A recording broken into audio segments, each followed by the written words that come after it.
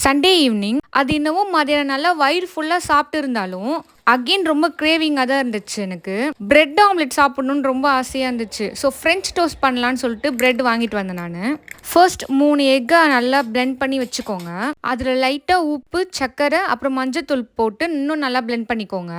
இது கொஞ்சம் தனியா எடுத்து வச்சுட்டு, பேன் வச்சு, பேன்ல 1 ஸ்பூன் பட்டர் போட்டுக்கோங்க. ஒவ்வொரு 4 பிரெட்டுக்கும் 1 ஸ்பூன் பட்டர் போட்டுக்கோங்க. அதில் நல்லா டோஸ்ட் பண்ணி எடுத்து தனியாக வச்சுருங்க. கொஞ்சம் சூடு ஆறட்டும். அது கூல் டவுன் ஆன உடனே இந்த பிளெண்ட் பண்ணி வச்சுருக்க எக்கில் நல்லா டிப் பண்ணி எடுத்து அகெயின் லைட்டாக எண்ணெய் ஊற்றி அதில் போட்டு மறுபடியும் டோஸ்ட் பண்ணுங்கள். உள்ளே இருக்க எக்கு வந்து கொஞ்சம் ராவாகவே இருக்கட்டும். மேலே இருக்க எக்கு வந்து நல்லா டோஸ்ட் ஆனால் போதும். நீங்கள் இந்த மாதிரி செஞ்சு சாப்பிட்டு பாருங்களேன், ரொம்ப நல்லாயிருக்கும். ஃப்ரெஞ்ச் டோஸ்ட் எனக்கு தெரிஞ்சு இப்படி தான் போடுவாங்க. ஆனால் சில பேர் இப்படி செய்கிறது இல்லை. அப்படியே ஆம்லேட்டை பிளெண்ட் பண்ணிட்டு அப்படியே ஆம்லேட் மாதிரி போட்டு அதில் ப்ரெட்டு போட்டு சாப்பிட்றாங்க. இப்படி சாப்பிட்டா தான் நல்லா இருக்குமே.